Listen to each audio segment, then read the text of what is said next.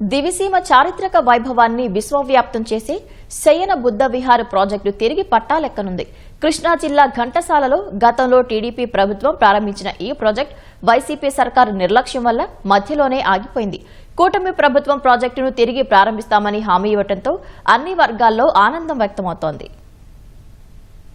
బౌద్ధ ధర్మానికి ప్రతీకగా నిలిచే అతి కొద్ది ప్రాంతాల్లో కృష్ణా జిల్లా అవనిగడ్డ నియోజకవర్గంలోని ఘంటసాల గ్రామం ఒకటి. ఈ ప్రాంత ప్రాచీన బౌద్ధ చరిత్ర నేపథ్యాన్ని గౌరవిస్తూ గతంలో టీడీపీ ప్రభుత్వం ఇక్కడ గౌతమ బుద్ధుని మహాపరినిర్యాణానికి గుర్తుగా 2017లో శయన బుద్ధ విహార్ ప్రాజెక్టును చేపట్టింది. అప్పట్లో ప్రభుత్వం ₹1.5 కోటి కేటాయించగా ఘంటసాలకు చెందిన ప్రవాసాంధ్రుడు గొర్రెపాటి రంగనాథ్ 2.2 ఎకరాల స్థలాన్ని పర్యాటక శాఖకు విరాళంగా అందజేశారు. 2017 సెప్టెంబర్ 16న ప్రాజెక్టుకు శంకుస్థాపన చేశారు. 2018 ఫిబ్రవరి 4న ఈ ప్రాజెక్టు స్థలాన్ని దాదాపు 640 మంది వివిధ దేశాల బౌద్ధ సన్యాసులు సందర్శించి ప్రత్యేక ప్రార్థనలు చేశారు. వైసీపీ ప్రభుత్వం నిర్లక్ష్యంతో ఈ ప్రాజెక్టు పనులు ఎక్కడివక్కడే నిలిచిపోయాయి. ఇక్కడ అసంపూర్తిగా పడి ఉన్న నిర్మాణాలు వైసీపీ ప్రభుత్వ నిర్లక్ష్యానికి నిదర్శనంగా నిలుస్తున్నాయి.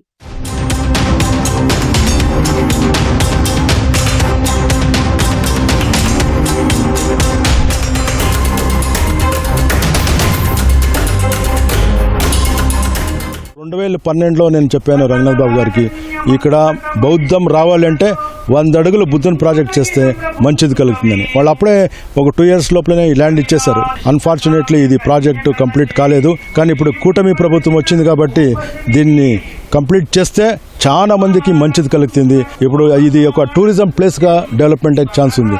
అలాగే ప్రతి మనిషి తన దైనందిన జీవితంలో ఎలా సంతోషంగా బతకాలనే దానికి ఒక భద్రమైన పునాది అవుతుంది. క్రీస్తు శకం 1-2 శతాబ్దాలకు చెందిన ప్రాచీన బౌద్ధ స్థూపం, బౌద్ధ భిక్షువుల ధ్యాన మందిరాలు, ప్రాచీన బౌద్ధ చరిత్రకు చెందిన అనేక ఆనవాళ్లతో కూడిన శిల్ప సంపద ఘంటసాలలో ఉన్నాయి. వీటిని పరిశీలించేందుకు ఈ ప్రాంతానికి దేశ విదేశాల నుంచి బౌద్ధాన్ని అనుసరించేవారు, చారిత్రక పరిశోధకులు, పర్యాటకులు తరలివస్తూ ఉంటారు. ఈ ప్రాంతాన్ని అంతర్జాతీయ పర్యాటక ప్రదేశంగా తీర్చిదిద్ది మరింత మంది బౌద్ధులు తరలివచ్చేలా అభివృద్ధి చేయాలన్న ఆశలపై వైసీపీ సర్కార్ నీళ్లు చల్లింది. తిరిగి కూటమి ప్రభుత్వం అధికారంలో రావడంతో ప్రాజెక్టుపై ఆశలు చిగురించాయి. ఈ శయన బుద్ధ ప్రాజెక్ట్ అనేది దాదాపుగా దక్షిణ భారతదేశంలో ఎక్కడా కూడా లేదు.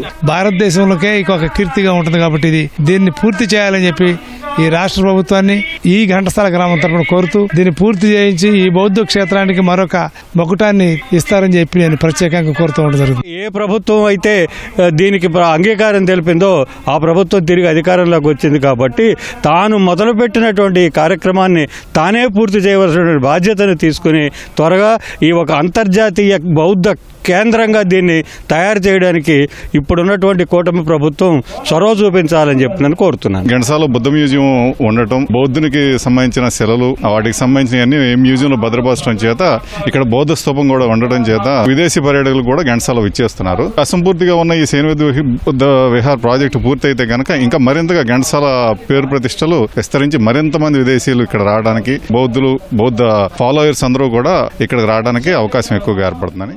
అసంపూర్తిగా నిలిచిపోయిన శయన బుద్ధ విహార్ ప్రాజెక్టు స్థలంలోనే ఇటీవల నిర్వహించిన బౌద్ధ జయంతి వేడుకల్లో మంత్రి కందుల దుర్గేష్, రచయితలు, వివిధ ప్రాంతాల నుంచి వచ్చిన బౌద్ధ సన్యాసులు పాల్గొన్నారు. రాష్ట్రంలో బుద్ధుడు నడయాడిన ప్రదేశాలను పర్యాటకంగా అభివృద్ధి చేయాలని ప్రణాళికలు సిద్ధం చేస్తున్నట్లు మంత్రి దుర్గేష్ వెల్లడించారు.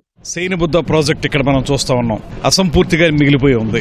దాని విషయంలో ఏ రకమైన మనం నిర్ణయాలు తీసుకోవాలి. అటు విశాఖపట్నం దగ్గర భావికొండ, తొట్లకొండ గాని, ఇక్కడ అమరావతి, ఘంటసాల, బట్టిప్రోలు ఇలాంటి ప్రాంతాలు గాని బౌద్ధాన్ని బాగా ప్రాచుర్యంలోకి తీసుకొచ్చినటువంటి ప్రాంతాలు ఇవి. ఈ ప్రాంతాల్లో రాబోయే రోజుల్లో మరింతగా మనం బుద్ధిస్ట్ సర్క్యూట్స్ డెవలప్ చేయాలనేటువంటి ఆలోచన చేస్తా ఉన్నాం.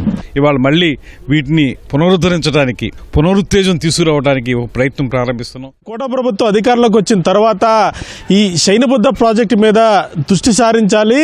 సగంలో ఆగిపోయిన ఈ ప్రాజెక్టును త్వరితగతిన నిర్మాణం చేయాలంటూ కూడా అటు బౌద్ధ భిక్షువులు అలాగే ఈ బుద్ధిజం ఫాలో అయ్యే ప్రజలు కూడా రాష్ట్ర ప్రభుత్వాన్ని కోరుతున్నారు. కెమెరామెన్ MSN తో శ్రీనివాస్, ఈటీవీ న్యూస్, ఘంటసాల, కృష్ణా జిల్లా.